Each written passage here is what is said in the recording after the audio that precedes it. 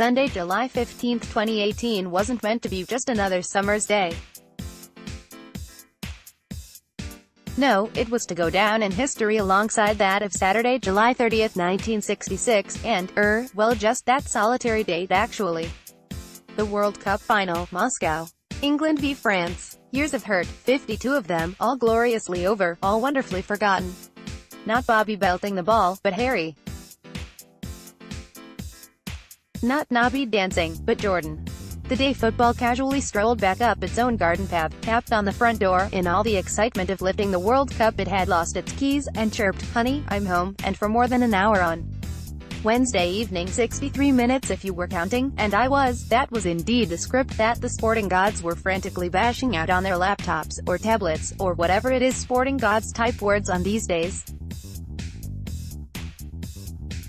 But we know now the script a success-starved nation had prepared in their heads had a different ending, one that will see the phrase, 56 years of hurt, make an appearance by the time England next compete in a football World Cup. Provided we qualify for Qatar 2022, that is. Don't forget, after all the immediate post-1990 hullabaloo when England last reached the last four of the World Cup, we didn't qualify for the 1994 tournament.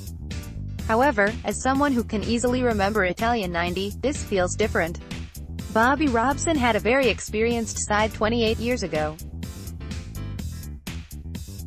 The same cannot be said of Gareth Southgate's Russia 2018 squad, 17 of whom, out of 23, had not even been born when the tears started cascading down Paul Gascoigne's cheeks. Guys who are now household names, Jordan Pickford, Harry Maguire, Kieran Trippier and Jesse Lingard, had not even won a senior cap this time 2 years ago. Going into the World Cup, the first three of those players had only made 15 international starts between them. And despite that inexperience on the biggest stage of them all, they were 22 minutes away from the World Cup final, the biggest single sporting event on planet Earth. A nation spent weeks singing "Football's Coming Home," a line from the Baddiel and Skinner Three Lions song released before the European Championships in 1996, which were held in England. Memorably, for the past month, "Football's Coming Home" was the simple, three-word answer given when anyone asked you if you thought England would win the World Cup. In reality, though, it was more than that. Even before the heartbreaking defeat to Croatia, football had already, gloriously, surprisingly in some way, come home. On hearing football knocking at the front door, "Honey, I'm home," the long-suffering wife would have certainly replied, "Took your time, love, 52 years to get a packet of fags and 2 tins of Spam from the corner shop. You didn't have to look hard for proof that it had, indeed, come home."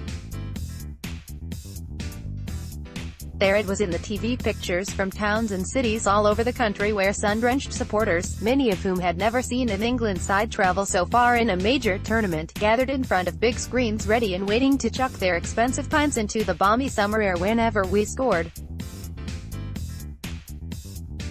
And there it was if you read the national papers, whose tone was far different from previous tournaments. There was no ridiculing of the manager or players, nor thankfully any blatant jingoism.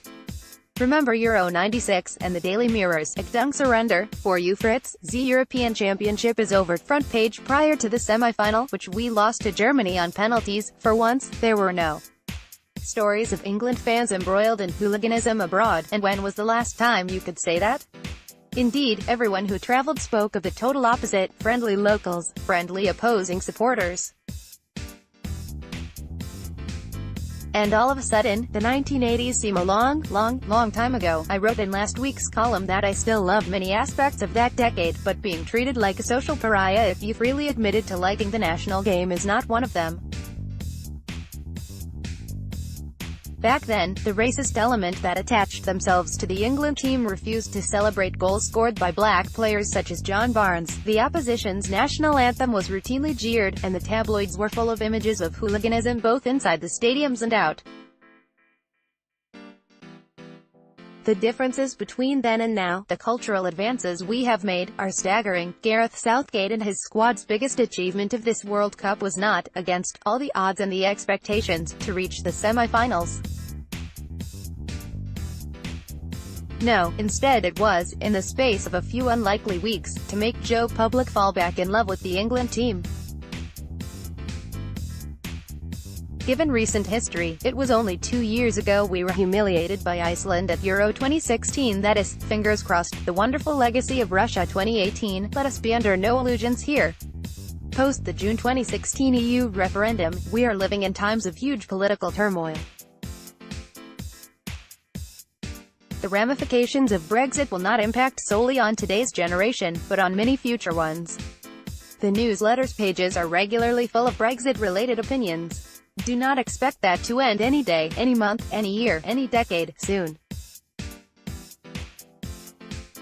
We are a hugely divided country, in terms of class, politics and wealth. In the next 10 years we will have to continue to make changes which will make the whole of this country a genuinely classless society. John Majors said that, shortly after taking over as PM from Margaret Thatcher in 1990. Bad news, John, the changes didn't work. All these years on, we're more divided than ever.